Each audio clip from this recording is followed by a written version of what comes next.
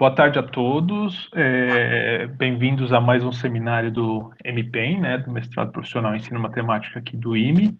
A gente vai ter agora a palestra da professora Michela. Ela vai falar sobre possibilidades da educação matemática na filosofia da diferença.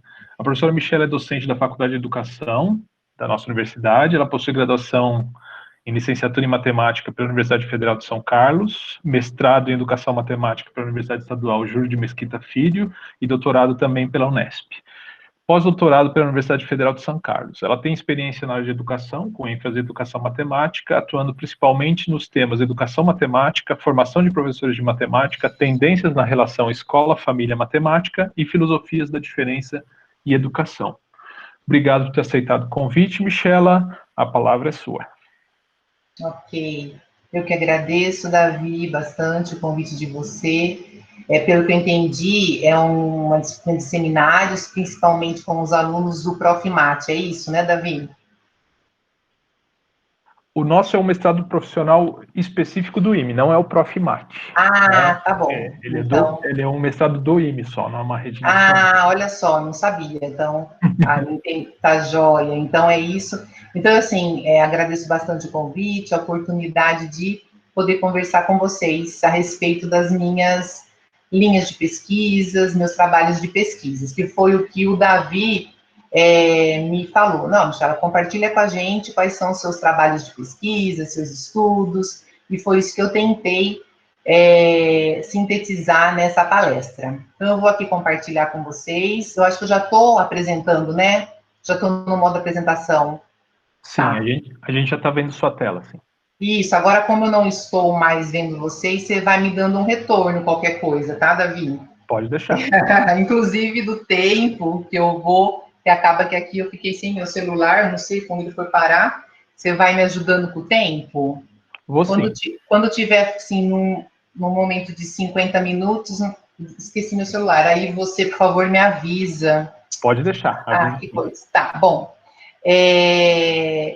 Então, eu acho que eu gosto bastante que a gente fosse conversando, seria muito interessante se a gente pudesse ir conversando ao longo da apresentação, mas a apresentação, no meu ponto de vista, não está muito curta, e aí eu penso que, de repente, isso possa estender mais ainda, então é melhor eu comentar, né, trazer os comentários e as ideias que eu organizei para vocês, e aí depois vocês, por favor, né, a gente conversa sobre essas ideias, tá bom? Então, o título é esse, eu vou falar um pouquinho para vocês da filosofia da diferença na educação matemática. Quando o Davi me falou para falar, e quando pedem para mim falar um pouquinho sobre os objetos de pesquisa, não é tão óbvio, tão simples do meu ponto de vista, compartilhar eles, porque dentro da educação matemática, eu não estou dentro de uma caixinha específica, dentro de uma tendência específica da educação matemática, né? Como, por exemplo, dentro da resolução de problemas, dentro das tecnologias, dentro da etnomatemática, dentro da educação matemática crítica, que no caso é a tendência que a professora Raquel trabalha fortemente.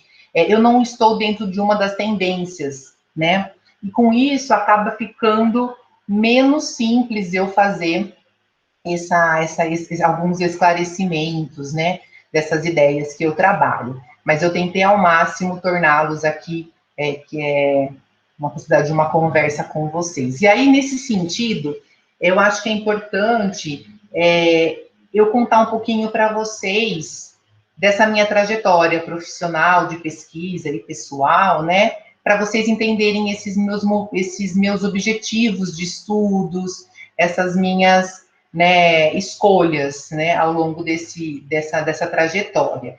Então, assim, eu sou professora de matemática, né, licenciada pela UFSCar, e eu gosto muito de comentar que eu me formei há 20 anos, saí de lá em 2000, da minha licenciatura, da minha graduação, e vim fazer, né, a licenciatura porque eu gostava muito do fato de ser professora de matemática, de ensinar e de aprender, e da sala de aula de matemática, né? Mas, então, quando eu vim para a licenciatura, foram essas disciplinas e essas questões que sempre me envolveram e me movimentaram mais, porque a matemática pura, por exemplo, também é muito forte na UFSCar. Mas eu gosto de comentar que eu saí da minha licenciatura sem ouvir o termo educação matemática, né? Era um movimento que ainda era muito novo nesse momento, há 20 anos atrás, então eu nem estudei, nem ouvi falar em educação matemática. Mas aí meus professores falaram, olha, se você quer continuar estudando sobre as questões da sala de aula de matemática, Rio Claro é um lugar onde existem grupos de pesquisas, né? E aí, então, eu fui direcionada para Rio Claro. Enfim, mas depois que eu me formei professora, eu fui para a educação básica, atuar como professora de matemática, e foi muito difícil, tive vários problemas, dificuldades, né? Como todo mundo tem uma ideia dessa questão. E aí eu fui, então, fui participando do programa de pós-graduação em educação matemática como aluna especial, para me envolver com essas teorias, porque eu não tinha envolvimento, até que eu fiz o mestrado, né? Fiz o mestrado com bolsa. No caso, o mestrado, eu trabalhei com essa questão escola, família e matemática, com as dificuldades de matemática, pensando nessa relação escola-família. E nesse momento, eu participava de um grupo, que talvez alguns de vocês conheçam, um grupo que é muito consolidado na educação matemática, que é o GOEM, é o grupo em História Oral, em Educação Matemática. Na época, eu estava começando esse grupo, eu pertencia a ele, meu trabalho tem relações com a História Oral, né, esse trabalho de mestrado. E depois, quando termino o mestrado, eu entendia que era muito importante, enquanto eu buscando ser uma educadora matemática, eu ter experiências como professora na educação básica, né? Eu não me via indo para o doutorado sem ter essa experiência maior, né, após o mestrado, na sala de aula de matemática. Então, eu fui para a sala de aula novamente, fiquei uns 6 anos na sala de aula de matemática, com ensino fundamental 2 e ensino médio, e é nesse momento que eu consigo formular a minha questão de pesquisa para o doutorado, né?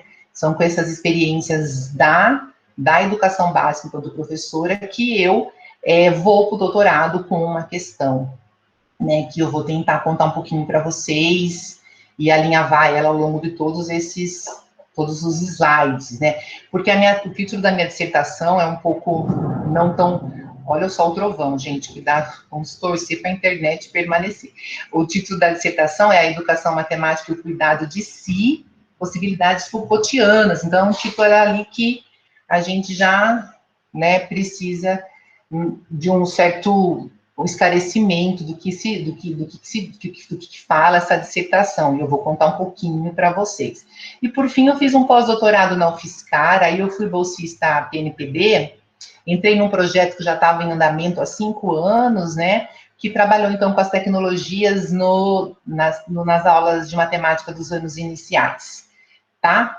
Então, esse é um pouquinho dessa trajetória, para vocês entenderem, então, que nesse momento, enquanto professora da educação básica, onde eu comento que eu consigo formular, né, o meu incômodo para estudar no doutorado, eu faço esse questionamento aí na educação matemática na escola, né?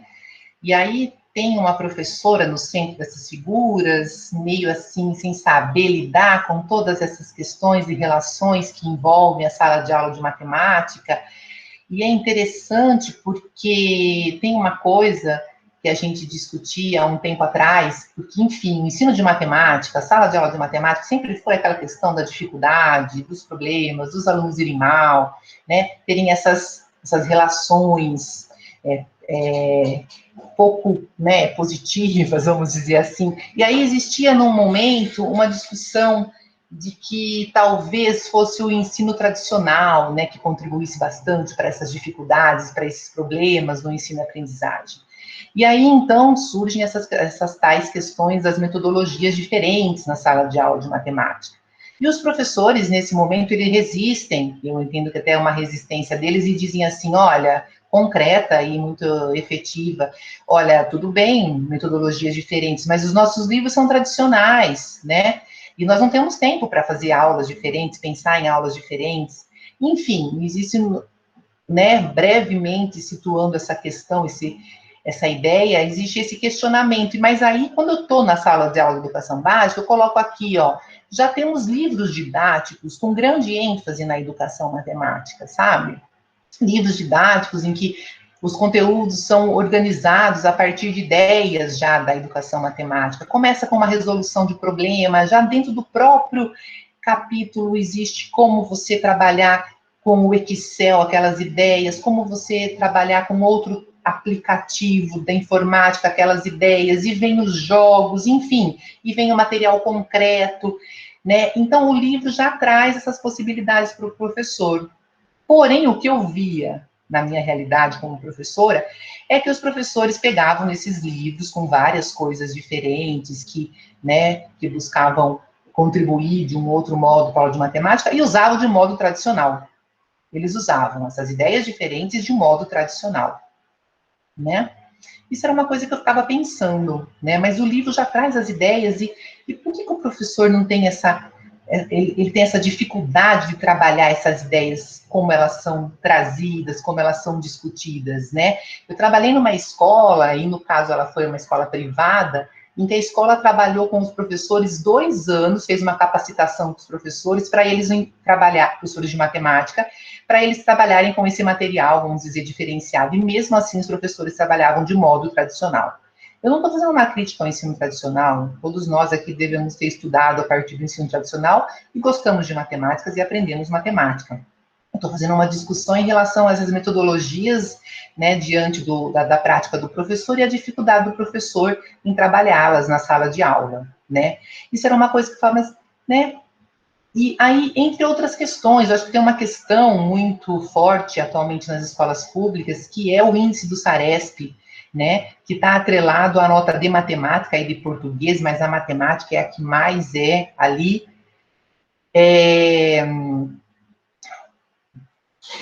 pressionada, né, na escola, os professores, porque é a nota que fica com o índice mais baixo nas escolas. Então, assim, e tem essa questão que o professor tem que lidar com esse índice de matemática que depende dele para os seus colegas ganharem o bônus no final do ano. Enfim, e aí são várias questões também, dentro dessas questões de metodologias que eu estou falando, tem aqui uma ampulheta, o tempo, porque os professores se veem com grande dificuldade mesmo em trabalhar com as metodologias diferentes, porque elas requerem menos alunos nas aulas, né? Elas também precisam de recursos, estruturas diferentes na sala de aula para que essas metodologias sejam trabalhadas. E as próprias metodologias também implicam um tempo maior de trabalho, né? Talvez eu acho que seja muito importante a gente pensar que a gente tem que ter um tempo maior para pensar em matemática. As metodologias já, né, indicam isso e a gente não tem esse tempo. Que a gente tem que correr para cumprir o currículo de matemática, porque eu estou falando muito agora no contexto das escolas públicas, porque as APPs exigem que você tenha dado aqueles currículos, e as APPs estão atreladas ao SARESP, que exige que você tenha dado aquele currículo, enfim. Então, são muitas questões que o professor de matemática tem que ali se envolve, tem que decidir, tem que pensar na escola. E aí eu saio desse momento, assim, o que eu questionava era, qual é a autonomia do professor de matemática na escola? Eu via que o professor não tinha autonomia, percebia que ele não tinha autonomia para decidir o que ele achava importante, como ele queria trabalhar, qual era o modo que ele achava mais interessante. Então, qual é a autonomia do professor de matemática? Para vocês pensarem um pouquinho mais nessas questões aí que eu estou tensionando, da prática do professor diante das metodologias que ali estavam, né, já agora presentes, eu vou colocar esse videozinho. Talvez, me fala aí se estão ouvindo, Davi. Vai demorar um pouquinho, eu vou falar enquanto isso. Talvez você já conheça um vídeo que circulou muito pela internet, mas acho que vale a pena vocês verem rapidinho. Vamos ver. Elucida um pouco mais essas ideias que eu estou falando.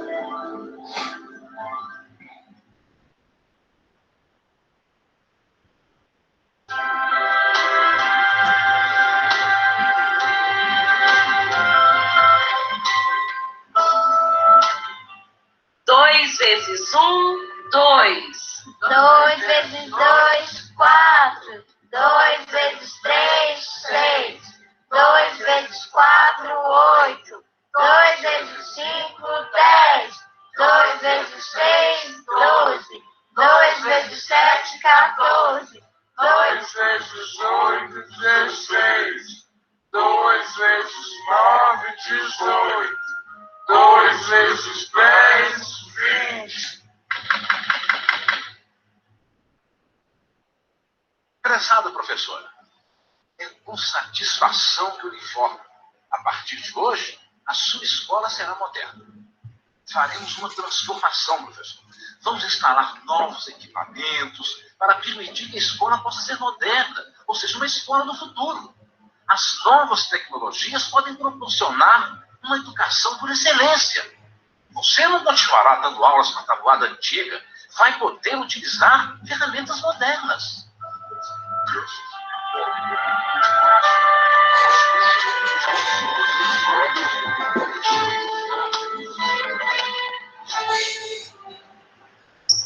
All systems operation.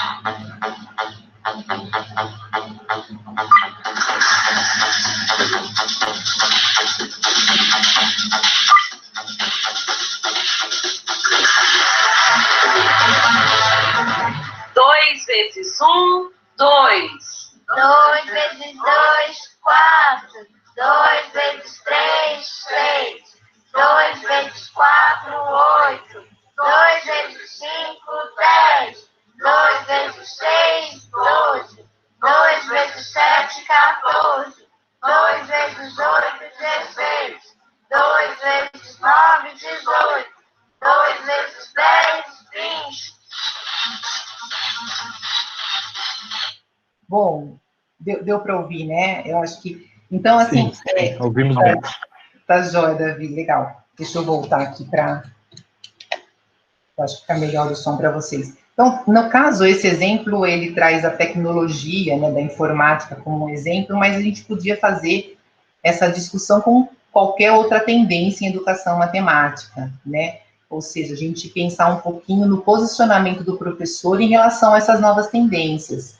Como que eu vou mudar a minha prática? O que eu entendo quando eu estudo um outro método de trabalhar a matemática na sala de aula. Eu costumo dizer, só para ficar também um pouco entendido para vocês, que os métodos, né, como, por exemplo, a resolução de problemas, tem lá uns 7, 8 passos, se eu não me engano, que os alunos, que devem acontecer durante a aula de resolução de problema, aquela aula onde o problema que começa a aula é o problema gerador do novo conceito, onde os alunos vão discutir esse conceito, né, e por conta própria, muitas vezes, chegar a um conceito novo, fazer uma relação com algo novo que eles ainda nem aprenderam por conta própria, ali em grupo, usando um material concreto ou não, fazendo registro das ideias que eles estão trabalhando em sala, mas eu acredito que essas metodologias estão aí também. Eu não estou fazendo eu não estou preocupada em que o professor use a metodologia assim, né,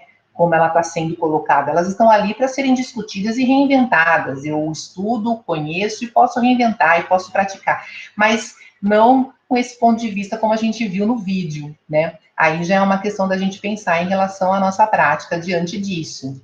É o que eu vi que acontecia muito. Enfim, então, é um pouco esse questionamento que eu venho para o meu doutorado.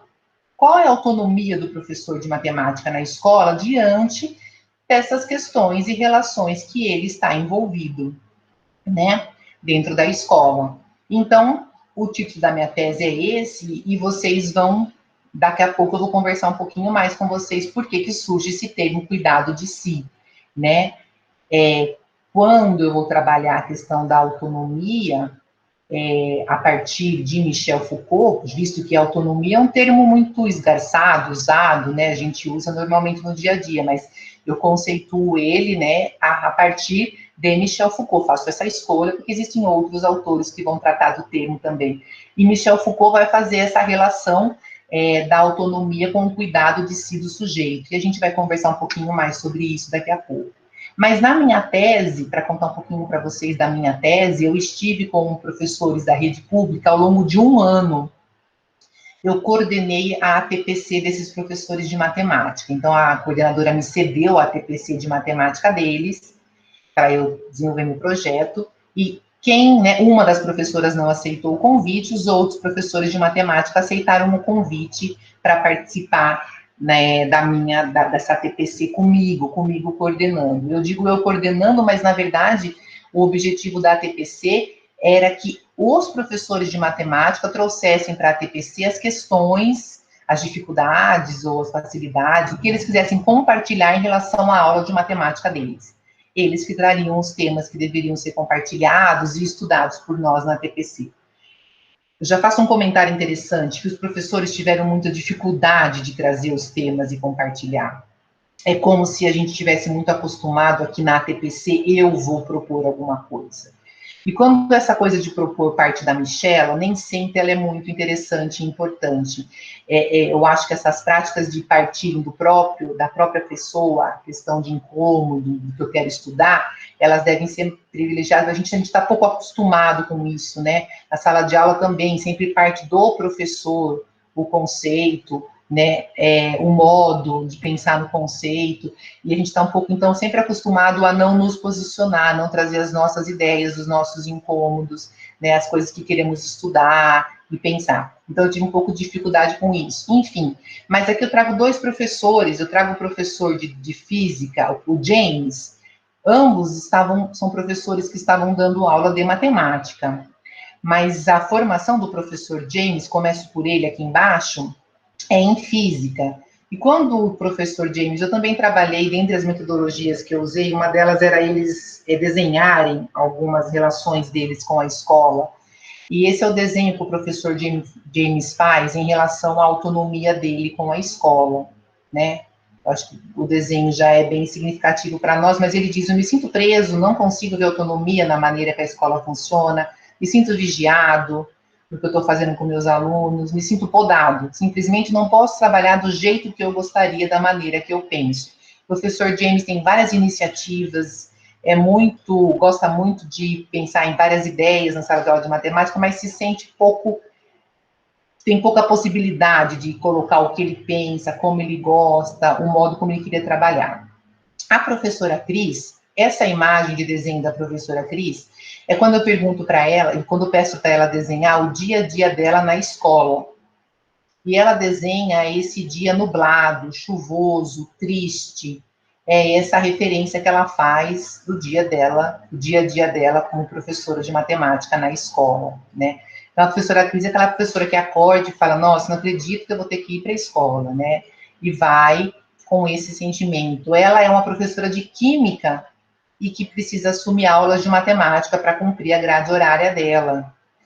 E o que é interessante a gente ver na professora Cris é que, ao longo desse tempo que ela passou conosco no da TPC, a Cris tinha muita dificuldade na aula de matemática. Ela não conseguia dar aula de matemática. Para ela dar aula de matemática, a coordenadora ou a diretora tinha que estar na porta da sala de aula dela, porque ela não conseguia a disciplina dos alunos, não conseguia o envolvimento com os alunos. E eu acompanhei a Cris de perto, o quanto ela organizava as aulas dela, o quanto ela preparava as aulas de matemática dela. E mesmo assim, ela não conseguia ali gerenciar a aula de matemática dela, se não fosse com a coordenação, a direção presente na porta. E por fim, ao longo desse tempo que estivemos juntos, a Cris entendeu que ela não gosta de matemática, que ela tem dificuldade com os conceitos de matemática. E porque na aula de química, que ela gosta muito de química, ela não tem nenhuma dificuldade, ela não tem nenhum problema de indisciplina, ela não precisa da direção que está na porta da sala dela. Então, foi interessante que a Cris falou, Michela, ano que vem eu não vou mais pegar matemática, eu só vou dar aula de química. Então, é muito interessante pensar nisso, porque como que um professor que não gosta de matemática vai fazer com que seus alunos gostem de matemática? Como que um professor inseguro com o conceito de matemática vai passar segurança para os alunos em relação ao conceito, vai passar, né, o prazer de estudar matemática, as questões que envolvem ali a matemática. Então, isso foi muito importante da gente entender, mas eu queria comentar que a professora Cris passou por essas questões que foram tão fortes na vida dela, que ela acabou entrando num quadro de depressão, e hoje ela se encontra como professora readaptada na escola que trabalha e permanece na biblioteca da escola. Mas, enfim, isso é um pouco do contexto lá da minha pesquisa, para vocês entenderem. Então, na verdade, eu sempre estive também na minha pesquisa com essas perguntas, pensando nessas perguntas, né? Os professores tomam decisões autônomas, ou seja, decididas por ele, ou eles trabalham no piloto automático do senso comum, né? Que é o caso da professora Cris. Todo mundo pega mais aula de matemática, porque sempre preciso de professor de matemática, eu preciso aumentar minha carga horária, mas espera aí, eu não gosto de matemática, eu não sei matemática, eu posso pegar matemática, né? Então, cadê essa autonomia da professora Cris para entender esse problema, essa questão, né? Os professores têm controle? Ai. Tudo bem, gente? Tudo bem, David? Tudo bem, Davi? Desculpa. Tudo certo, tudo bem. é que aqui caiu, deu uma queda aqui. Não, pra gente deu um baita raio e a luz apagou e voltou. Os professores têm controle das suas práticas e táticas escolares, né? Ou são controlados pelos poderes e saberes vigentes? Há resistências na escola, né? Sempre seremos manipulados pelo poder ou podemos traçar caminhos outros na educação? Caminhos para, que eu gosto de falar, resistências e lutas, né? Uma vez que eu entendo que dentro das escolas e mesmo a respeito do ensino, há muita resistência que precisamos fazer enquanto professores de matemática. Então, essas perguntas, elas estavam sempre ali, me movendo em relação a essa questão de pensar na autonomia do professor de matemática. Quando eu trato da questão da autonomia, agora eu vou trazer um pouquinho para vocês conceitualmente, de uma maneira muito rápida, a ideia de autonomia, né? Em que eu já comentei que eu fui me retratar a Michel Foucault, fui buscar esse conceito em Michel Foucault. Quando a gente pensa, quando a gente ouve falar em Michel Foucault, talvez a maioria de vocês vão fazer uma referência imediata ao livro Vigiar e Punir, que é uma das obras mais aí famosas e comentadas do autor, né? O livro Vigiar e Punir é um dos livros onde Foucault vai mostrar, vai fazer o retrato de uma sociedade panóptica, né? Onde o sujeito o tempo todo está ali controlado, né? Ele tá o tempo todo controlado, vigiado, manipulado pelas relações de saber e poder. Então, esse o grande, uma das ideias em que o livro nos deixa ali entendido do quanto que a sociedade nos subjetiva, nos controla, né, diante das relações de saber e poder vigentes. E aí tem gente que, se você para por aí com a leitura de Foucault, você vai entender, e aí, como que nós fazemos? Agora eu entendi que eu estou, né, eu estou aqui diante dessas relações de saber e poder, essa sociedade panóptica, o que eu faço com isso? Nessa última fase de Foucault, esses livros que eu trago aqui são referentes à terceira fase, à última fase dele, né, antes dele falecer, é a fase onde Foucault mostra que é possível, sim, o sujeito lidar com essas relações de poder e saber. O sujeito consegue, sim, o sujeito autônomo com essas relações de saber e poder e escolher, né, e fazer escolhas. Quais são as relações que eu quero ser subjetivado, qual relação que eu não quero. Então, essas últimas leituras, né, a hermenêutica do sujeito, a coragem da verdade, o governo de si dos outros, são as leituras que vão nos ajudar a pensar nesse controle, no sujeito ter o controle dessas relações de saber e poder em que estamos, né, em que vivemos, né. Então, é por aí que eu caminhei no entendimento dessa questão da autonomia. Vou falar um pouquinho mais. Então, aqui vem uma frase que eu me perguntava e que está muito próximo da conduta da professora Cris, né? O professor de matemática governa a si próprio para governar seus alunos, né? A professora Cris, ela tinha entendimento, né? Como que ela podia, né, assumir uma sala de aula e trabalhar com um conceito que ela tem dificuldade, que ela não gosta, como que ela queria que os alunos gostassem e não tivessem dificuldade, né? Então, ela não governava nem a ela mesma, ela não conseguia governar a sua sala de aula, uma breve relação, né?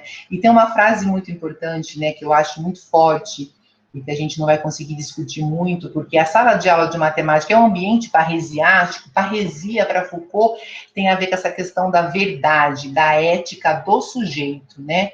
A ética do sujeito, porque é uma verdade, não uma verdade que foi dada, uma verdade ligada a uma moral instituída ou estabelecida, é uma verdade que é minha. Quem é a Michela? Qual que é a minha verdade, né? Por exemplo, quem é a Cris? A verdade dela é que ela não gosta de matemática. Então, ela tem que ter coragem de assumir que ela não gosta de matemática, que ela gosta de química, e então colocar suas práticas em função dessa coragem, né? Então, enquanto professores de matemática, nós somos verdadeiros, né? E temos coragem de assumir essas verdades que são nossas, que são singulares, né? Então, com isso, eu entendo que o estudo, e principalmente a prática, porque Foucault vai nos mostrar, e isso ele vai lá nos gregos, no século 4 e 5 da Grécia Antiga, e mostrando a prática de vida dos gregos, mais especificamente ele vai falar muito da vida de Platão, da vida de Sócrates e Alcebíades, desculpe, de Sócrates e Alcebíades, né, a relação entre esses dois gregos, homens gregos, né, ele vai falar que existem exercícios para esse cuidado de si, né? Esse cuidado de si que nos leva à autonomia do sujeito, né? Exercícios que o homem grego praticava para se tornar o sujeito autônomo, né? E o sujeito grego, né? O que ia tomar o poder, no caso, né, nesse lugar.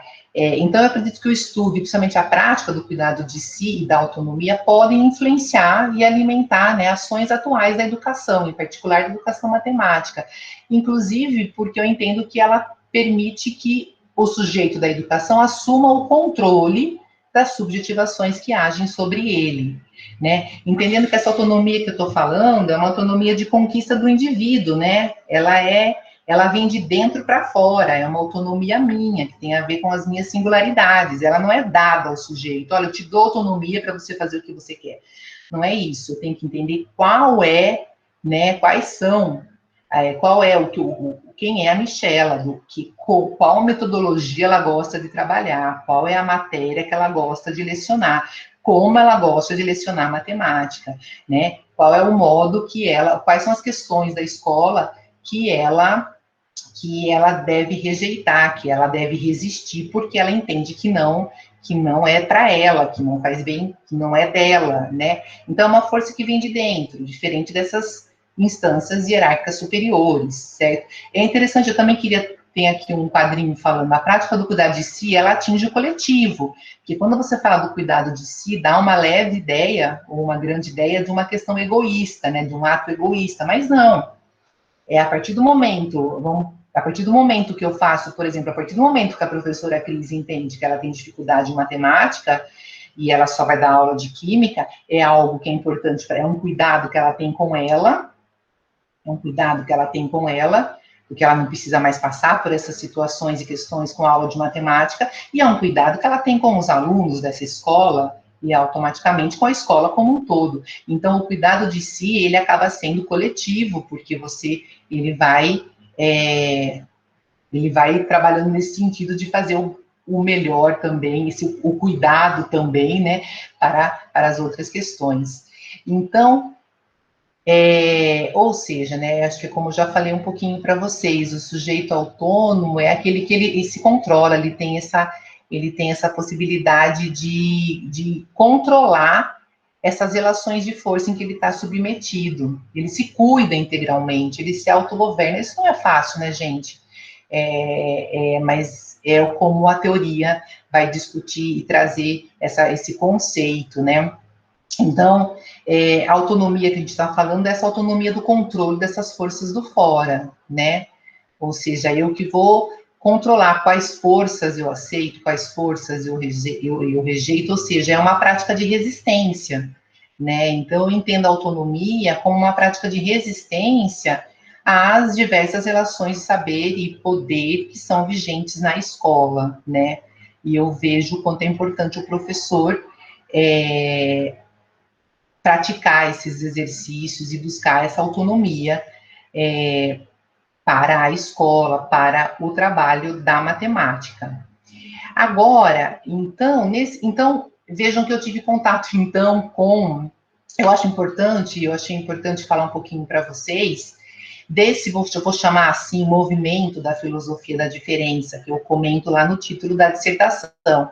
Uma vez que eu acabo estudando e movimentando conceitos da filosofia ligado a essa filosofia da diferença. O que seria essa filosofia da diferença? Eu achei interessante situar rapidamente, né? Eu tenho a humildade também, porque eu sou uma professora de matemática, e que vou buscar na filosofia, né? Vou buscar na filosofia a possibilidade de discutir questões do professor de matemática que me incomodam e que eu precisava pensar.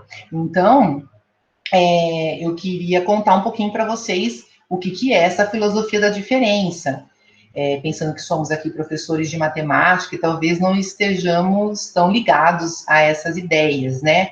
Então, dentre os autores da filosofia da diferença, tem aqui o Foucault, o Deleuze e o Guattari, que eu trago, que são os que eu mais trabalho, a Sueli Ronick também, eu trabalho com os conceitos dela, e aqui embaixo eu trouxe o Silvio Galo, que é um professor da educação, da Unicamp, e que também ele me ajuda muito, porque é um professor de educação, e que faz também esse movimento muito forte de trazer os autores da filosofia da diferença para pensar questões da escola, e mais especificamente questões do ensino e aprendizagem na escola.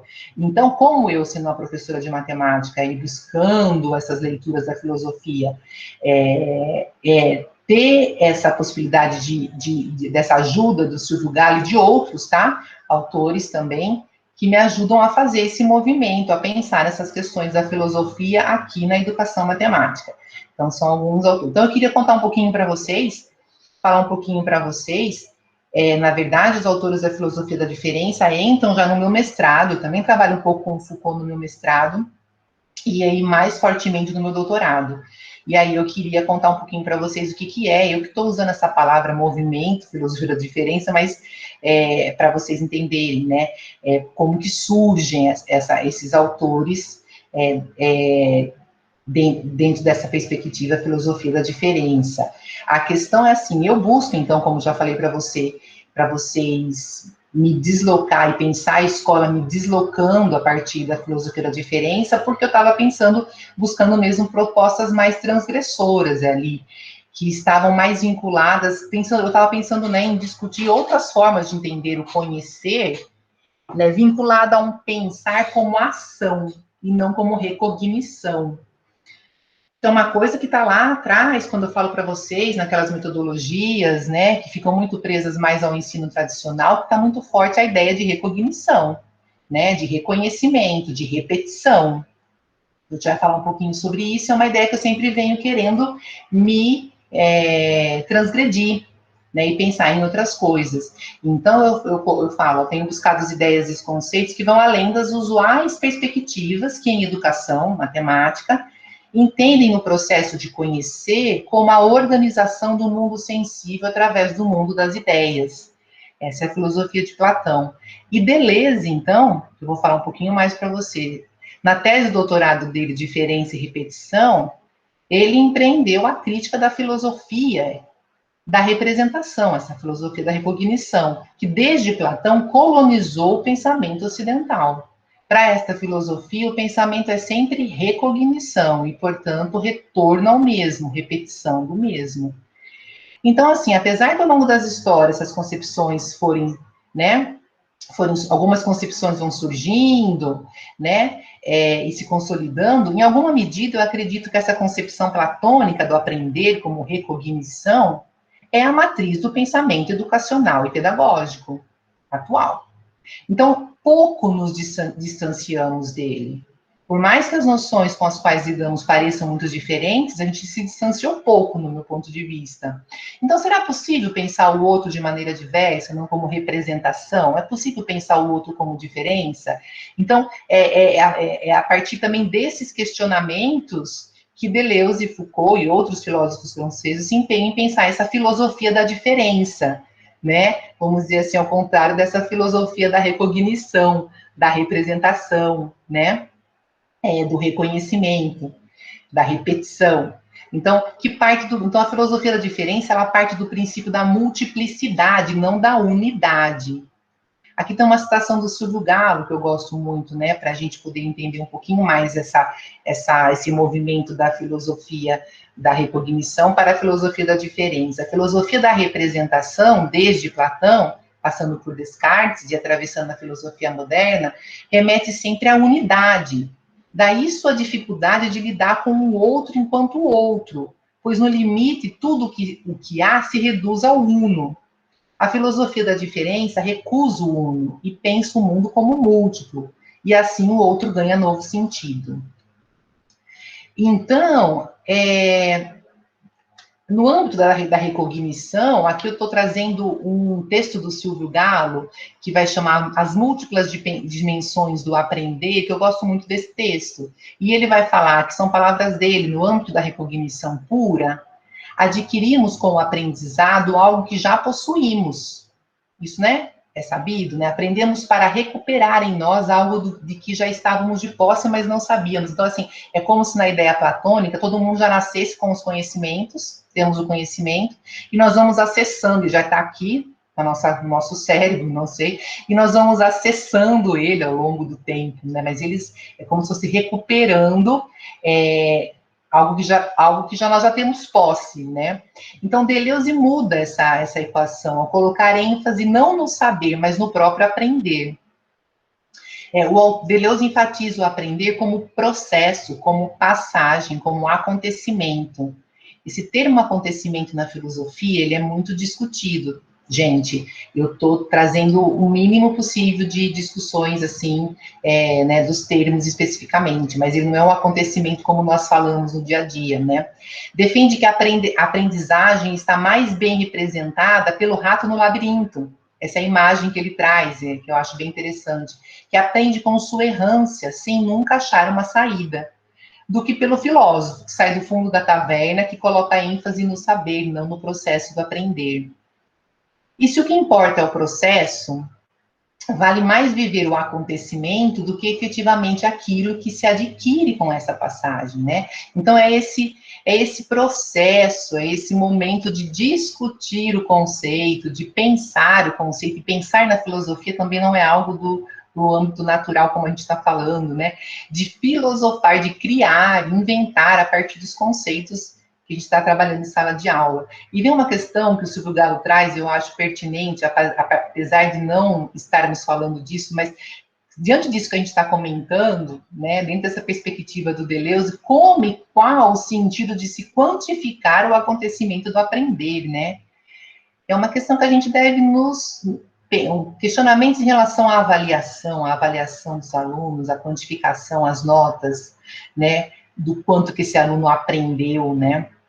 E tem, então, e aí tem uma coisa que eu gosto muito, que Deleuze traz, nos ajuda a pensar a respeito da aprendizagem, é que para ele aprender é fazer com o outro, e não fazer como, né, imitando o outro. E eu vejo isso muito, né, nas nossas práticas como professores, né, como que a gente, na nossa vida escolar, na minha vida escolar foi assim, inclusive na vida escolar e na minha graduação, né, eu sempre aprendendo como resolver o exercício, né, seguindo esses passos e, de repente, até não podendo ter uma ideia diferente, né?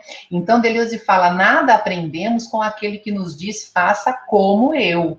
Nossos únicos mestres são aqueles que nos dizem, faça comigo. E que, em vez de nos propor gestos a serem reproduzidos, sabem emitir signos a serem desenvolvidos no heterogêneo. Né? Aqui tem um exemplo bem legal que o Galo traz a partir do Deleuze, que eu gosto bastante, que nos ajuda a pensar nessa questão da aprendizagem na sala de aula, diferente da recognição. O que significa aprender a nadar? Aprende-se a nadar quando o corpo do aprendiz entra em sintonia com os signos da água. De nada adianta fazer como um instrutor, um professor de natação. É perfeitamente possível saber representar e reproduzir todos os gestos do nadador e não saber nadar. Se o aprendiz não se lançar à água, se misturar com ela, se deixar ser levado por ela para no próprio movimento ser capaz de entrar em sintonia com a água, ele não terá aprendido. Um aprendiz aprende a nadar fazendo junto com o professor, não apenas fazendo como ele, o imitando. Aqui eu trago para vocês, porque eu acho muito significativo, um movimento de uma aluna minha de estágio, né, onde eu trabalho essas questões de perspectiva com eles, e aí ela escreve sobre isso, a respeito da prática de estágio de matemática dela. E eu acho que vai fechar bastante essas ideias que eu trouxe para vocês pensarem comigo. Então, ela diz, perguntas como ou para que eu vou usar isso, apontam para a matemática ensinada na escola. Uma matemática que faz decorar. Os alunos foram acostumados a receberem do professor o como se faz, a receita do exercício. Às vezes, antes mesmo de lerem o enunciado e tentarem começar a pensar, já surge a pergunta quase que automática: professor, como é para fazer? A pergunta como é para fazer pode indicar que o aluno pergunta ao professor porque é ele quem sabe o que é correto ou não. É a resposta dele que é certa. Resposta do professor. Fomos ensinados dessa forma, e geralmente, quando vamos por um caminho que o professor não fez, apagamos nossa resposta e copiamos a do professor. Foram muitas aulas sobre o logaritmo e suas propriedades. Em poucas delas, os alunos se afetavam em pensar. A professora indicava exercícios do caderno do aluno para que os alunos fizessem. Alguns se comprometiam em fazer, outros em copiar do colega. E outros, esses se afetavam com outras coisas que não eram os exercícios. Em pouco tempo, a sala dispersava e a professora, como tinha uma atitude para pará-los, começava a escrever as respostas na lousa. Quando eu passava pelas carteiras, a fim de ajudar os alunos, tentava não deixar a ansiedade de dar a resposta me atrapalhar e devolvia as perguntas deles com outras perguntas. Uma que quase se tornou um jargão foi: o que era logaritmo? O meu objetivo era sempre provocá-los a fim de que pensassem. Isso porque a gente acha que sabe pensar. Homo sapiens sapiens.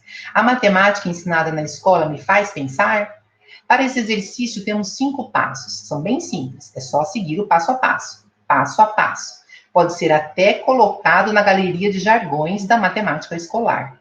Essa matemática receita se torna interesse para os alunos?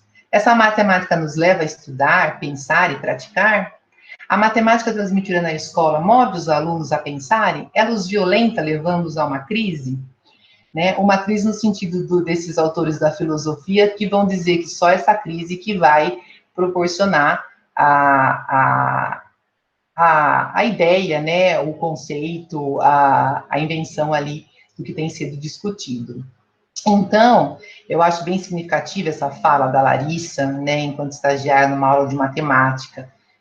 E aqui, finalizando essas ideias, ainda no texto do Silvio Galo, ele vai falar, então, né, junto com Deleuze, a gente vai conseguir fazer essas discussões a respeito da aprendizagem, aprender a sempre encontrar-se com o outro, com o diferente, né, a invenção de novas possibilidades, né, ou seja, o aprender é o avesso da reprodução do mesmo, né.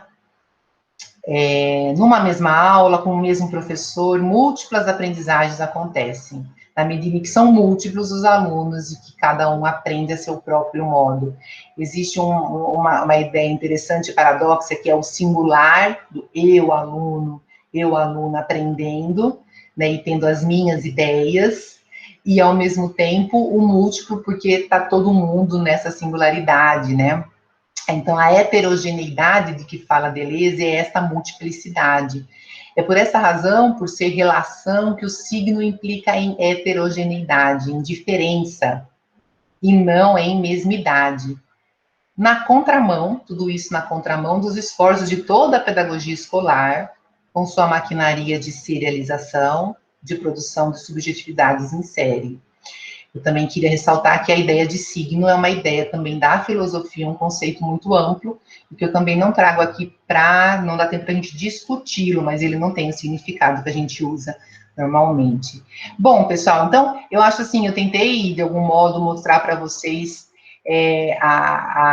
um pouquinho sobre e ainda continua, a filosofia da diferença percorre aqui todo o nosso caminho, e ainda também a ideia da autonomia do sujeito também, porque é o professor né, lidando com essas questões, tendo autonomia para resistir, para identificar essas questões e relações na sala de aula de matemática. O quanto que eu trabalho a partir de um ensino apenas por recognição, apenas por repetição e reprodução do mesmo. E o quanto que eu trabalho na minha sala de aula de matemática a partir de um ensino que preze a diferença, né? Que busque a multiplicidade das ideias. E isso, sabe, e com isso não tem, a questão não é qual metodologia eu estou usando, e posso até usar a metodologia tradicional, que também tem muitas das suas qualidades. A questão é do meu posicionamento em relação a essas questões enquanto professor. É tirar, né, o meu trabalho do piloto automático, né, e do senso comum, que muitas vezes a escola nos coloca, e tá pensando nessas questões, e ter autonomia para pensar nessas questões durante o meu trabalho. Ainda, junto com estas... Davi, por favor, quanto tempo eu tenho? Desculpa. Foram 49. Nossa, acabou. Então eu vou passar mais rápido. Vou passar mais rápido. E aí é o seguinte, eu vou tentar situar vocês de uma maneira bem rápida. Junto com essas ideias da filosofia da diferença, outros autores, outros amigos, autores da educação matemática, vão trazer agora uma questão que nos ajuda que é uma ideia de matemáticas. E aí depois você pode compartilhar meus slides, e eles estão bem densos aí, ó, e vocês podem ler eles, e vai ajudá-lo bastante já um pouquinho nesse entendimento de quem traz essa anotação. O grupo fala, né, o grupo de estudo fala, e é uma anotação também que vem com esse apelo de um projeto desconstrucionista, né, de um sistema universal e único de explicação, né, que se aproxima do que a Sônia Clareto, uma pesquisadora em educação matemática, denomina como matemática menor, sendo aquela que escapa à matemática régia, né, que é a matemática do nosso currículo. E junto a ela, então, em tensão com ela, vai se produzindo as atividades de matemática na sala de aula. Então, surge junto nessa minha perspectiva com a filosofia da diferença, vem essa questão de pensar as matemáticas com uma prática de resistência diante desse currículo nosso matemático ocidental, hegemônico, que organiza a nossa escola, né? A ideia é que existe um currículo de matemática legitimado, né, em que a gente legitima ele, usa ele, mas a gente precisa também, de repente, começar a pensar, e eu acho que essas questões me levam a pensar em outras matemáticas, né? Esse currículo é um currículo pensado, organizado, mas existem outras matemáticas que podiam também ser organizadas e pertencerem ao currículo. E quero falar um pouco mais, que é um currículo nos dias atuais, né? Que as coisas... É um currículo ocidental, hegemônico, masculino, né, masculino, porque nós não vemos masculino e branco, né, isso que eu queria falar, masculino e branco, esse é o nosso currículo de matemática, e eu acho que todo mundo está me entendendo dentro das questões atuais que a gente vem discutindo e vivendo. E aí eu vou pular então, tá, pessoal? O Grupo Fala tem um site no YouTube, onde eles vão ter vários videozinhos que vão nos ajudar a pensar um pouquinho sobre as diferentes práticas sociais produzindo diferentes matemáticas, que se diferenciam, entre outros aspectos, por sua linguagem, procedimentos e processos de legitimação, tá? Então, tem aqui o link do YouTube, esse é um videozinho, e existem outros videozinhos que nos ajudam a pensar um pouquinho sobre isso, essas matemáticas, né, que não fazem parte do nosso currículo, né, e que não são legitimadas e que são invisibilizadas, inclusive. E aí eu queria, então, falar... Então, assim, essa ideia de pensar nas matemáticas... Eu estou até aqui pensando que os matemáticos do IME estão pensando com essa história. Essa ideia aqui das matemáticas é mais uma possibilidade que eu vejo de pensar na sala de aula de matemática a partir da diferença, a partir da multiplicidade, tá? É mais esse movimento que, inclusive, eu chamo de um movimento decolonial, né, dentro da sala de aula de matemática, tá bom? E aí eu vou trazer para vocês mais um elo de pesquisa e estudo meu, que eu queria compartilhar com vocês, e ele tem a ver também com a postura do professor em relação a algumas questões atuais que precisam ser pensadas na escola, e também em relação à filosofia da diferença. Eu vou trazer aqui que eu tenho feito algumas escritas e alguns estudos com uma amiga chamada Carolina Tamayo Osório, e ela é uma etnomatemática, tá? Ela é uma colombiana, atualmente ela é professora da UFMG, e ela trabalha com tribos indígenas e fez seu mestrado e doutorado em tribos indígenas da Colômbia, e nós temos uma afinidade pelos autores da filosofia da diferença, mas eu gosto muito de pensar na etnomatemática, em algumas questões que eu me incomodo da não sou da etnomatemática, mas são questões que eu me incomodo, né, que sempre me incomodei, vamos dizer assim, a respeito da etnomatemática, a gente tem trocado muitas ideias e pensado na etnomatemática a partir de uma perspectiva específica da etnomatemática, porque a etnomatemática também a gente pode dizer que tem perspectivas diferentes, né? Tem grupos de etnomatemática com perspectivas diferentes, tá? E aí, então, eu trago para vocês que eu achei que eu queria compartilhar mesmo essas ideias que eu venho pensando. Rapidamente eu vou tentar, talvez eu passe 5 minutinhos, tá, Davi? Mas eu vou tentar ser o mais rápida possível. Não sei se vocês conhecem, esse desenho aqui, pessoal, é um Luzona, tá? Ele é um Luzona, chamado Luzona, é o desenho de uma prática africana. Eu já vou situar um pouquinho mais para vocês. Eu comecei do inverso, comecei já não situando, quis mostrar o desenho para vocês. Esse desenho é um Luzona, e esse desenho é o seguinte: um ancião dessa tribo africana, até hoje esses desenhos são praticados na tribo, eles são feitos no chão, então eu vou tentar ser bem rápido, vou pular vários slides, eles são feitos no chão, e a pessoa coloca o dedo no chão e começa a fazer esse desenho. No caso desse desenho, ela não tira o dedo do chão, ela percorre todo o desenho, e enquanto ela faz esse desenho, ela conta essa história que está aqui embaixo, que eu não vou contar, que é uma história ligada à cultura, ligada aos costumes, à tradição desse povo, desse povo específico, é o povo Choque, um dos povos é chamado Choque, tá? Então, no caso, esse desenho começa primeiro colocando os pontinhos na areia, ele coloca todos esses pontinhos e depois ele começa a fazer todo esse desenho em volta dos pontos, contando, é síncrono. Falar o desenho, ele começa a falar a história e termina a história ao mesmo tempo que termina o desenho. Esse é um Luzona, tá bom? Aqui era o filminho, para vocês verem acontecendo Luzona, tá? Eu vou colocar só um pouquinho assim, ó. Vou parar já. Quer ver? Bem rápido.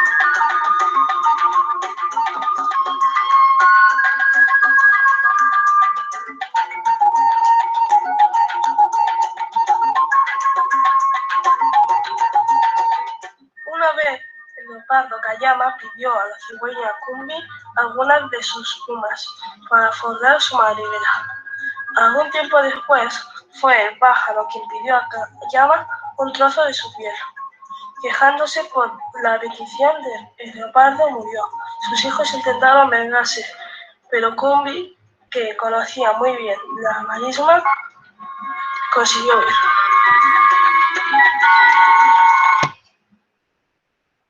Enfim, só para vocês verem aí como acontece no processo. Só para fazer aqui situar bem rápido, aqui é o continente africano e aqui são os lugares onde ficam esses povos, esses três, Lunda, Lúbia e Canzibe, não sei se é assim que pronuncia, mas onde ficam esses povos que praticam o Sonã, tá bom? Na verdade, os Luzonas, né, o plural de Luzonas seria Sona, tá bom? E aí, só para vocês situarem, eu tenho uma coisa muito interessante que eu descobri, que no movimento de escravização, via tráfico transatlântico para o Brasil, muitos escravos desse lugar, dessa região que eu estou comentando, chegaram aqui no Brasil. Mas é interessante que a gente não tem conhecimento dessa cultura e desses desenhos, né? Eles foram invisibilizados para nós. Por que será? É um questionamento interessante, né? E importante que a gente vem trazido mais à tona nos dias atuais, né? Como que a gente pode contribuir para a mudança disso? Aqui é só para vocês verem uma outra imagem do ancião fazendo esse tipo fazendo os Luzonas com as pessoas, e aqui são outros, né? Vão aparecendo outros desenhos para vocês verem. Então, assim, o Sona, ele vem como uma discussão que a gente tem pensado, no sentido de ser um movimento decolonial na sala de aula de matemática. Porque o que a gente está pensando, o que a gente se preocupa é que o que acontece, acho que eu vou pôr um slide que vai nos ajudar a pensar um pouquinho mais sobre isso, né? Eu vou pular rapidinho aqui, ó. Por que estudar as práticas sociais africanas na escola? E acho que vocês vão lembrar também que no Roda Viva dessa segunda-feira, o Boulos foi falar sobre essas práticas africanas e a lei que obriga o estudo dessas práticas africanas na escola. E o que eu estou pensando, o que eu venho trazer com essas ideias, é que é no sentido de que o estudo dessas práticas africanas, sabe, eles privilegiem também a gente estudar as culturas e as cosmogonias africanas, né, porque elas possuem suas próprias lógicas de produção de conhecimento. É isso que me interessa, sabe? Porque o que a gente vê acontecer muito é trazer o Sonan e a gente fazer relação dele, a gente não se preocupar com essa cultura africana e com a lógica de produção de conhecimento deles, e a gente acaba fazendo só uma relação e uma semelhança com a matemática do nosso currículo. Ah, aqui tem simetria, aqui tem tal geometria. Eu nem sei se o povo Choke está pensando nessa matemática que a gente pensa. Mas quando a gente só faz uma relação, a gente pode fazer essa relação. Tudo bem, ela é legítima. Mas talvez eu estou querendo pensar uma relação maior, uma relação que... Porque no momento que a gente faz só esse tipo de relação, para mim, a gente continua legitimando só o nosso currículo ocidental, europeu, né? Então, assim, o quanto que a gente legitima e a gente mostra a produção de conhecimento da cultura africana quando a gente faz isso nas nossas práticas como os professores, né? Então,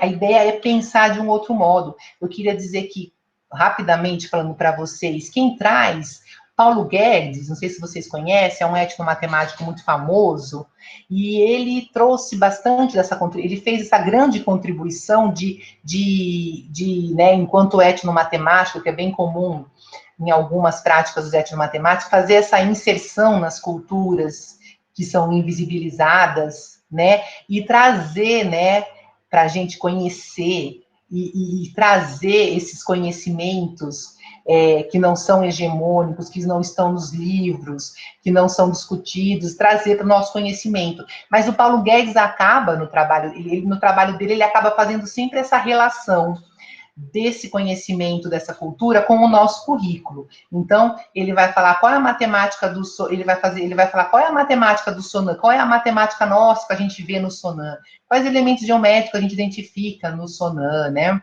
Ele vai discutir, a partir do Sonan, como podemos determinar geometricamente o máximo divisor comum de dois números naturais, porque ele encontra várias relações matemáticas do nosso currículo nessas práticas. Paulo Guedes faz várias relações. Isso é interessante, é legítimo, mas eu não sei até que ponto isso continua legitimando essa matemática e não a cultura e a produção de conhecimento africana. Então, talvez, eu só consigo pensar ainda, né, eu ainda venho pensando nessas questões a partir dessas teorias que eu trouxe para vocês, mas que afetações esses sonãs podem produzir na sala de aula de matemática, né? O que a gente pode mobilizar conceitualmente ao praticar o Sonan africano, ao conhecer essa produção de conhecimento e praticar? Como que os conhecimentos matemáticos africanos possibilitam outras leituras de tempo e de espaço? Porque a gente vai ver aqueles filminhos da matemáticas, mostram de uma maneira muito clara como nós temos um tempo legitimado, nós temos um espaço legitimado, mas existem outras culturas que legitimam seu tempo e seu espaço de outros modos, né? Então, assim, a gente tem que entender que existem outras verdades, não é essa que é instituída e que a gente vive, que a gente estuda, né? Que pensamentos produzimos com o Sonan? Que matemáticas acontecem ao se praticar o Sonan? Será que os nossos alunos não podem pensar em matemáticas que talvez nem estejam no nosso curso? É muito difícil, eu não consigo fazer essa dissociação também.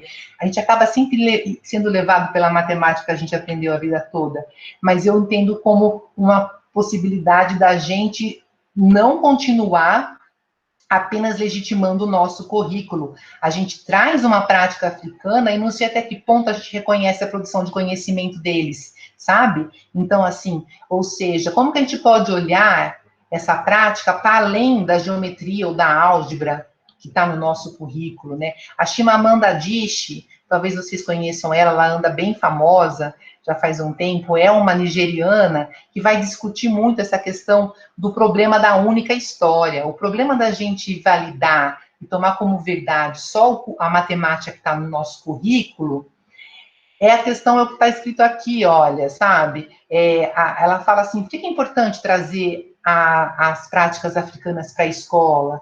Porque uma única história cria estereótipo. Né? O problema com o estereótipo não é que eles sejam mentira, mas que eles sejam incompletos. Eles fazem uma história tornar-se a única história. A consequência de uma única história é essa, ela rouba das pessoas sua dignidade, faz o reconhecimento da nossa humanidade compartilhada difícil, enfatiza como nós somos diferentes ao invés de como somos semelhantes. E aí, ela nos provoca. E se tivéssemos uma rede televisiva africana, que transmitisse diversas histórias e práticas africanas, né? Por que nós não temos?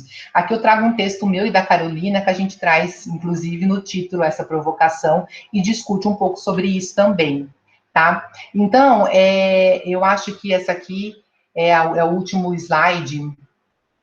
Então, eu vou ler para não me alongar mais, né? Então, estudar o Sonans é importante como um desprendimento de qualquer desejo de explicação da prática que envolve o uso dos discursos da matemática como padrão de correção, né? É como a gente usa bastante no nosso currículo. Isso não quer dizer que não possam se entretecer semelhanças com esses discursos. Ele é legítimo, a gente pode usar, pode fazer semelhanças.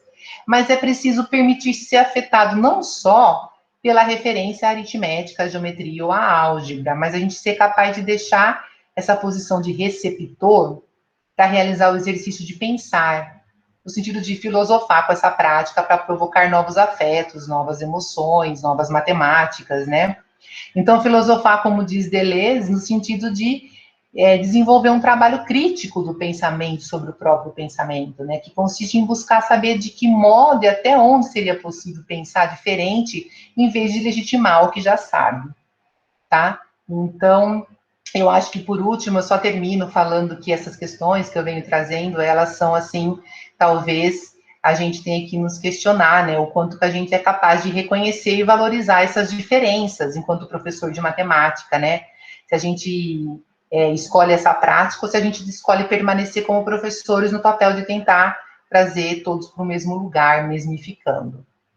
Tá bom? Então, agradeço muito a atenção.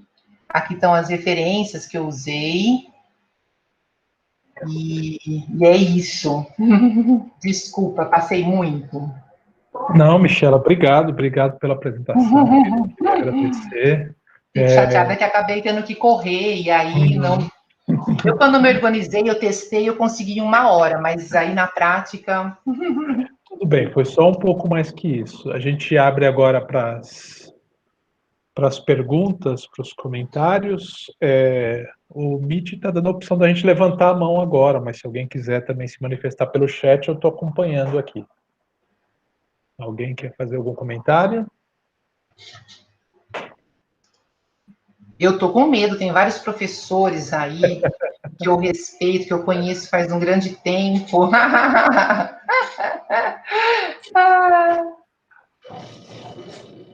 Eu tenho aqui uma pergunta, Gabi. Lisbeth. Então, vamos lá, Lisbeth, fique à vontade. Eu sou Lisbeth, da área de estatística do IME-USP, sou aposentada do IME, prazer em conhecê-la, obrigada aí por abrir esse espaço todo de reflexão para nós. Uma ligação com o currículo, como é que fica tudo isso quando você discute o currículo necessário ou o currículo imposto, digamos assim, ou para a escola fundamental e escola média, em relação a essas possibilidades de pensar outras maneiras de fazer? Como é que você justifica essa possibilidade, dado o currículo que o professor tem que obedecer, entre aspas? Lisbeth, eu não tenho respostas, sim, não, né, vocês viram. Eu trago mesmo, assim, questões que têm me movido, né, têm me movimentado a pensar. O que eu acho interessante é que o professor, o futuro professor de matemática, o professor de matemática, ele tem um entendimento de que esse currículo legitimado que a gente trabalha, ele é um currículo, ele é uma organização de ideia, uma ideia pensada e organizada a respeito da matemática. Tá? Mas não é que são as únicas ideias, né? Não são as únicas matemáticas que se trabalham, que podemos estudar, que podemos. Ele é uma, eu entendo, né? E do que eu tenho, do que eu penso, ele é uma possibilidade de organizar, né? Uma matemática. Mas ele não é só essa matemática que podemos discutir, que podemos aprender. Aí eu estou abrindo, aí estou fazendo aí um movimento de uma. Será que a gente não pode pensar, não existem outras matemáticas, como a gente vem, como eu comento, esse currículo nosso, ele é um currículo ocidental, europeu. E as matemáticas dos outros continentes, dos outros lugares, por que elas não fazem parte desse currículo? Né? Não, isso tá certíssimo. Como é que você confronta o sistema estabelecido? Nesse sentido, quais são os movimentos para poder introduzir outras coisas que não essas que estão estabelecidas assim, já por tradição? Eu acho que a resistência, primeiro que eu vejo, sinceramente, Lisbeth, como muitos futuros professores e muitos professores terem esse entendimento de que esse currículo é um currículo, mas não é o único e nem a verdade absoluta. Lisbeth, os professores, muitos dos nossos professores de matemática, eles entendem que o que está no livro é a verdade absoluta. Eles não contestam nem a matemática que está no livro, que muitas vezes traz errado, né? O livro está errado. Não, o livro não está errado. Eles não contestam nem o modo como os conteúdos são desenvolvidos no livro. Eles entendem tudo como uma verdade absoluta que eles têm que seguir, que eles têm que cumprir. Então, só esse posicionamento e essa discussão de que há outras matemáticas e por que elas não estão no nosso currículo, já nesse momento, eu acho que a gente está nesse processo. E eu fico... eu ainda não tenho essa resposta de como que a gente vai fazer essa mudança, como que a gente vai... Não é assim, mas é uma... Para mim, esse entendimento, nesse momento, já é bem importante, já começa a ser como um processo de resistência, uma prática de resistência aí dos professores, né? E mesmo de se comportar em relação, por exemplo, quando eu trago essa questão do SONA, é porque eu vejo muita gente trabalhando com prática africana na escola, só legitimando o nosso currículo. E eu não sei até que ponto elas discutem e conseguem visibilizar e valorizar a prática africana como produção de conhecimento, porque elas só traz a prática africana por trazer. Se não trouxesse, não mudava nada. Eu só fico olhando para a prática a partir do nosso currículo. Então, assim, mas peraí, né? Cadê entender a cultura africana de um outro modo, que não esse que a gente sabe, né? Que como se na África as pessoas só vivessem nas árvores, não tivessem produção de conhecimento, não tivessem matemáticos, não tivessem, né, essa ideia que muitas pessoas têm, e que a gente acaba legitimando a nossa prática como professora, né, mas eu não sei como é muito difícil, isso que você pergunta é o que eu queria ajuda, né, de vocês, trago para pedir ajuda, assim.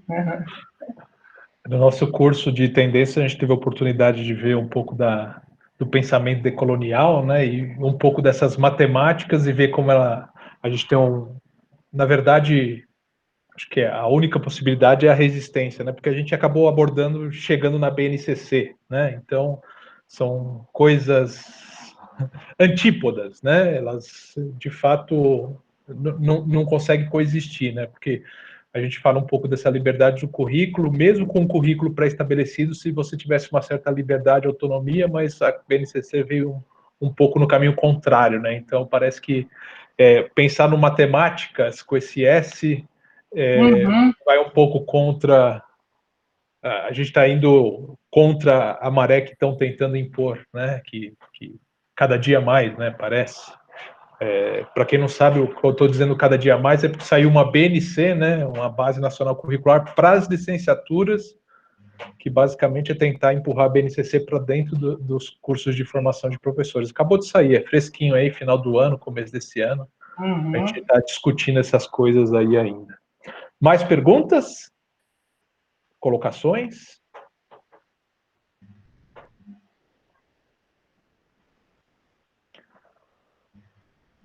As pessoas estão em silêncio. Eu vou fazendo a minha aqui, na verdade, ligando algumas coisas.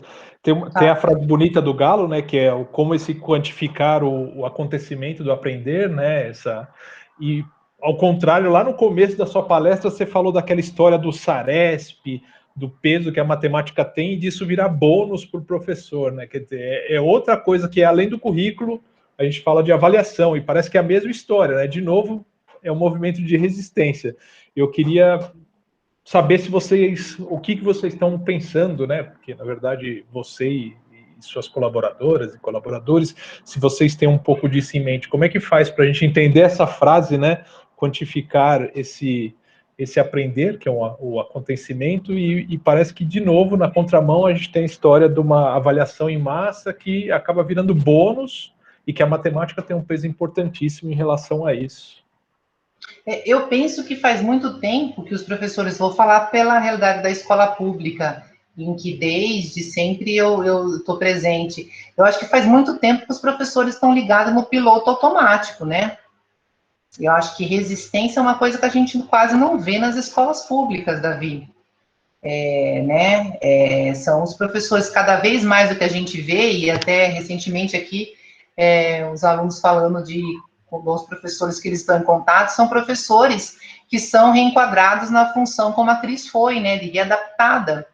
E não são porque são professores que são reenquadrados como readaptados, porque eles estão fazendo, eles lutaram muito também ali, tentaram ao máximo fazer suas aulas, pensar suas aulas, mas o sistema tem acabado com eles também, né, nesse sentido. Então, eu falo disso porque eu sei o quanto que os professores são quando a escola...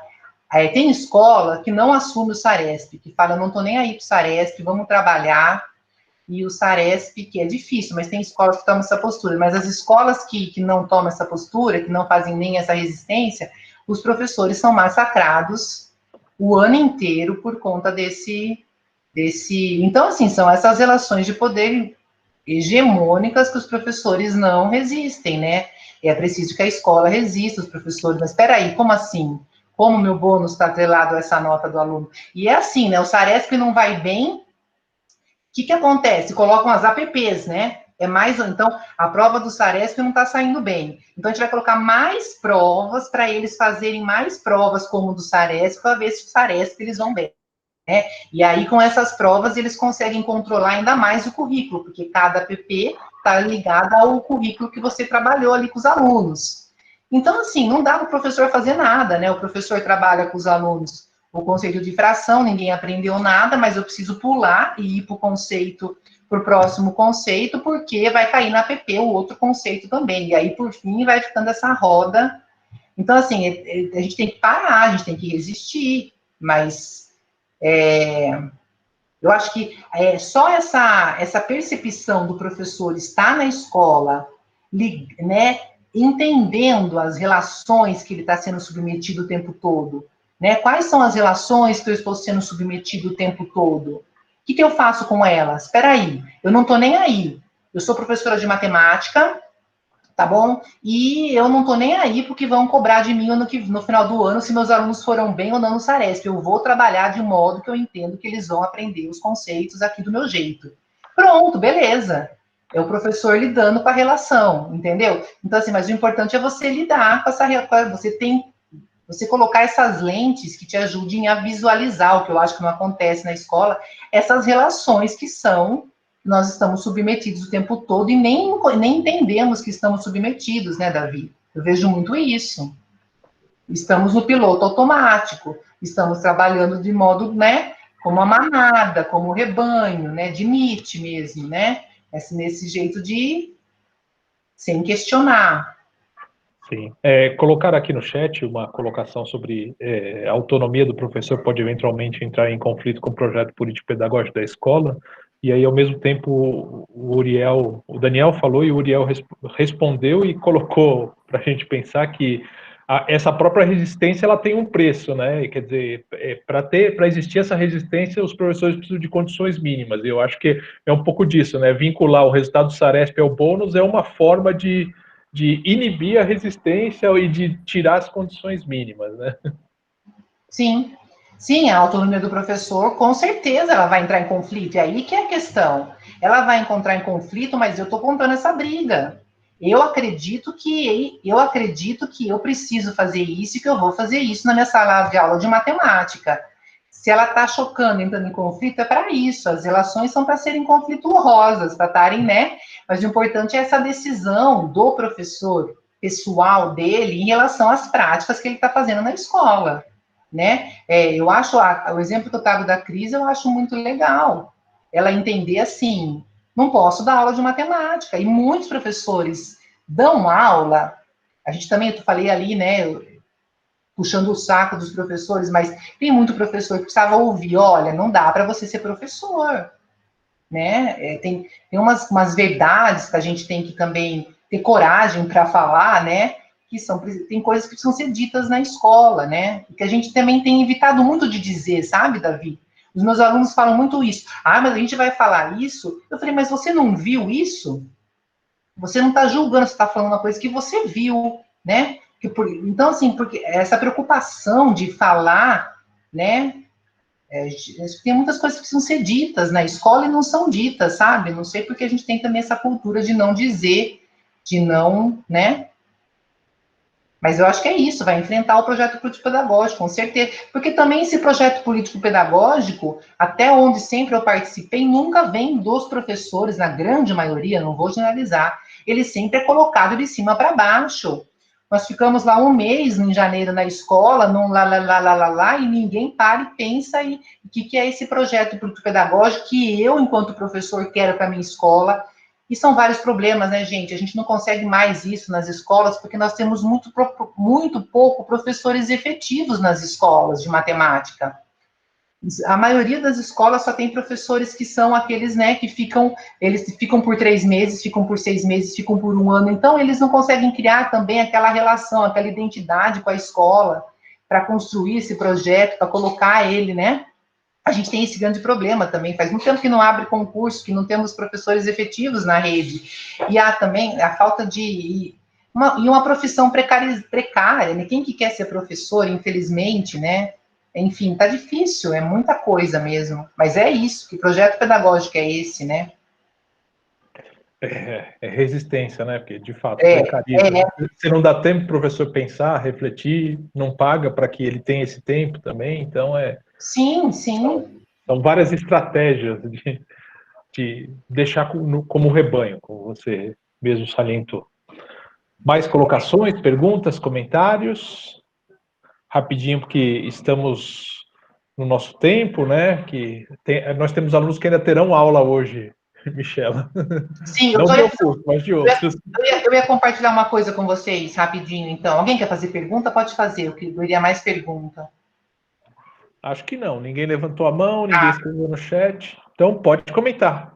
Eu ia falar que, sabe aquilo que eu falei para vocês, que eu falei na minha TPC? Professores de matemática, tragam as suas questões para serem discutidas na TPC. Tragam as ideias de matemática que vocês querem que sejam discutidas. Gente, ninguém trouxe uma ideia de matemática para conversar na TPC. E eu dava exemplos, hein? Eu não queria influenciá-los, mas eu dava exemplos. Vocês querem pensar sobre tecnologia, sala de matemática? Eu dava exemplos, mas ninguém trazia. Por 2 questões, na minha opinião. Uma, a escola tem tantas outras questões que os professores têm dificuldade de lidar, que estão maiores do que o próprio ensino de matemática em si. Outra, os meus professores de matemática tinham muito dúvida dos conceitos de matemática, mas eles tinham vergonha de trazer aquilo, de falar comigo sobre, vamos conversar sobre os conceitos? É quase como, sabe essa questão de que sou professor de matemática, como assim eu vou ter dúvida de discutir esse conceito? Por quê, né? Então, eu percebo essa cultura na escola também, a gente não poder falar das dificuldades, conversar sobre os conceitos, de pensar sobre, não temos espaço para isso, não fazer. Então, eu sabia que eles tinham, eu percebi por ficar 1 ano com eles tinham dúvidas nos conceitos, na prática de matemática deles, mas eles não assumiam isso para mim. Eles não assumiam nem para mim, nem para os amigos. Então, eu queria compartilhar isso com vocês, que eu acho interessante. Fala, Lisbeth. Isso acontece desde a sala de aula, que os alunos têm vergonha de perguntar tá? E isso vem num crescendo até culminar na própria profissão, acontece isso. Exatamente. Bom, pessoal, eu acho que é isso. Queria agradecer mais uma vez a Michela. Muito obrigado, Michela. O Google colocou as palmas, levantar a mão, mas não colocou as palmas virtuais, então acho que a gente tem que bater palma na câmera. Obrigado mais uma vez. Avisar a todos que a gravação vai estar disponível depois no canal do MPEN, lá no YouTube, para quem quiser. Alguns alunos já foram me mandando mensagem de WhatsApp no meio da apresentação, falando, não, mas eu queria ver de novo, não sei o que, vai estar lá, tudo bem. E é isso, então. Obrigado, pessoal. Cuidem-se todos e até a próxima. Tchau, tchau. Até. Obrigada, Davi. Obrigado, tchau. boa noite. Obrigada, Tudo boa de noite. bom. Tchau, Michela, até a próxima. Até, tchau, professor. Tchau. Tchau, Davi. Tchau, pessoal.